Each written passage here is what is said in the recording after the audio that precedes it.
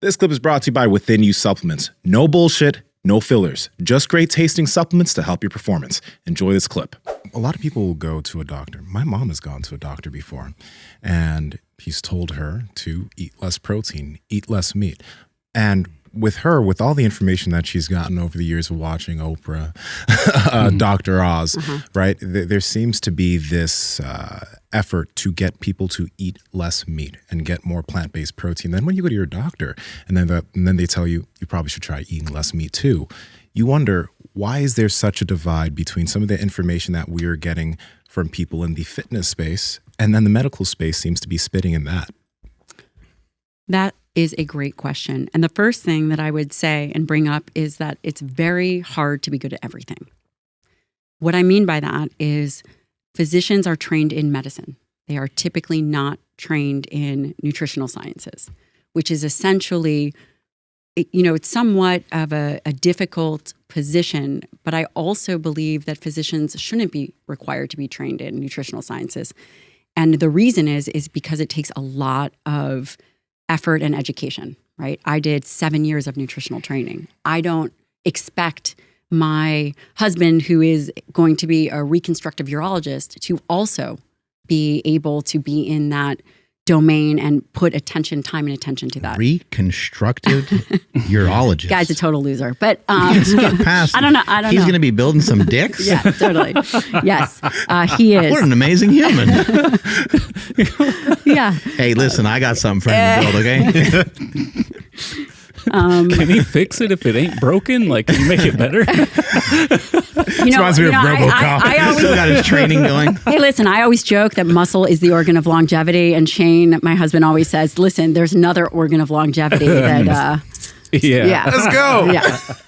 So the concept that a physician is giving nutritional advice is challenging to me because it, in one hand, is incredibly necessary. They're the primary intervention point. Mm-hmm. The flip side of that is, where are they getting their information? And the challenge is typically, not all physicians, but typically physicians are not trained to look at nutritional science research. It's very different than medical interventions. There's a lot of nuances. It's just a whole different space in and of itself. The difficulty is the individuals in charge perpetuate a narrative to eat less meat, not because of good evidence, but because of some of the fundamental beliefs at the top, which typically is to eat more plant-based, to reduce red meat consumption, because it's somewhat of an anti-animal narrative. It might be also an effort to just lower calories. Right? Quite possibly. However, if that were the case, a good choice would be having a discussion about increasing lean meats and decreasing overall processed foods. Something simple versus saying that individuals should eat less red meat. Mm-hmm. It's amazing the impact that can have, just what you just said right there. You didn't say to completely get rid of processed foods, which would be amazing if people could figure that out, but that's hard.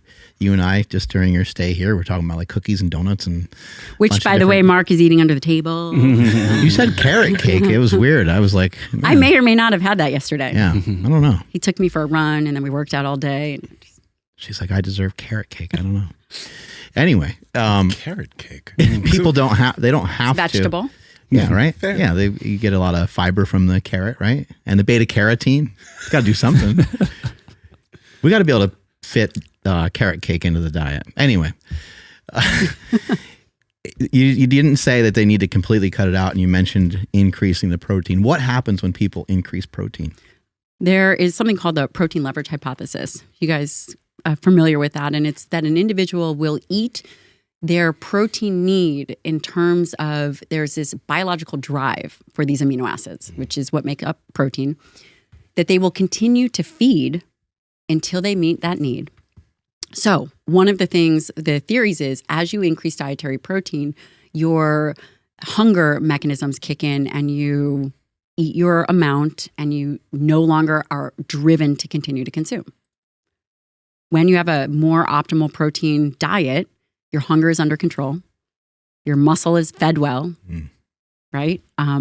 Your blood sugar has a potential to remain stable, of course, assuming that calories and carbohydrates are in check. So you might potentially eat a Give Me S'mores, Ben and Jerry's, and not be satisfied or filled because there's not much protein in there. Right.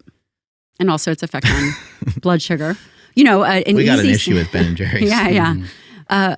An easy strategy for a listener who is really struggling to make the change or do good dietary interventions would simply be, let's say they are having difficulty managing their hunger, would simply be to increase dietary protein and have that be their initial food that they're eating, the initial macronutrient.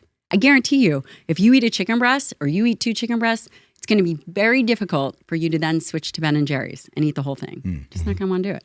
Hey guys, if you like this clip, go ahead and comment down below and let us know what you liked about it. All right. Share this with a friend. Make sure to subscribe to the channel. And also, we are on Reddit and Discord. All that's down below. All our sponsors and everyone that supports us down below there too. So you can get whatever you like from us. All right. Peace.